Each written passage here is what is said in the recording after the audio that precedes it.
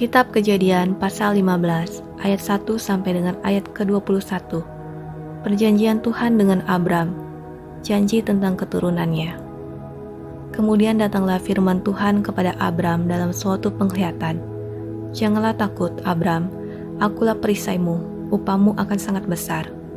Abram menjawab, Ya Tuhan Elohim, apakah yang akan engkau berikan kepadaku, karena aku akan meninggal dengan tidak mempunyai anak, dan yang akan mewarisi rumahku ialah Eliezer orang Damsyik itu. Lagi kata Abram, engkau tidak memberikan kepadaku keturunan, sehingga seorang hambaku nanti menjadi ahli warisku.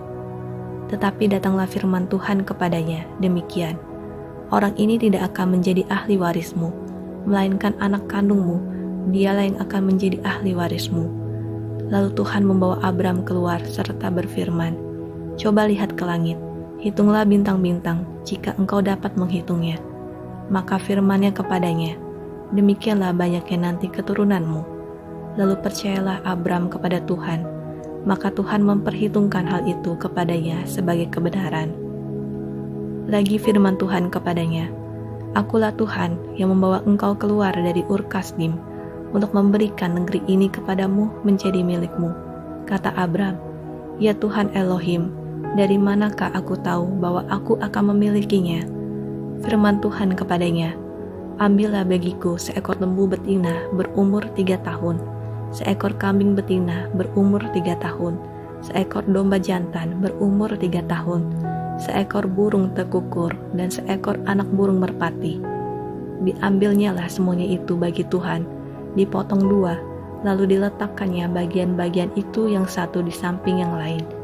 Tetapi burung-burung itu tidak dipotong 2. Ketika burung-burung buas hinggap pada daging binatang-binatang itu, maka Abram mengusirnya.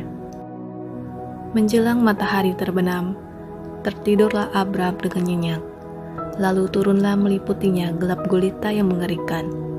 Firman Tuhan kepada Abram, Ketahuilah dengan sesungguhnya bahwa keturunanmu akan menjadi orang asing dalam suatu negeri yang bukan kepunyaan mereka, dan bahwa mereka akan diperbudak dan dianiaya 400 tahun lamanya.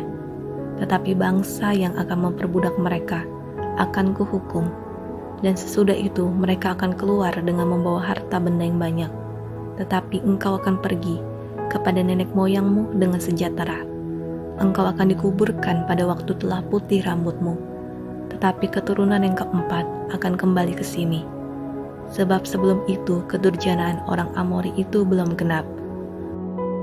Ketika matahari telah terbenam dan hari menjadi gelap, maka kelihatanlah perapian yang berasap beserta suluh yang berapi lewat di antara potongan-potongan daging itu.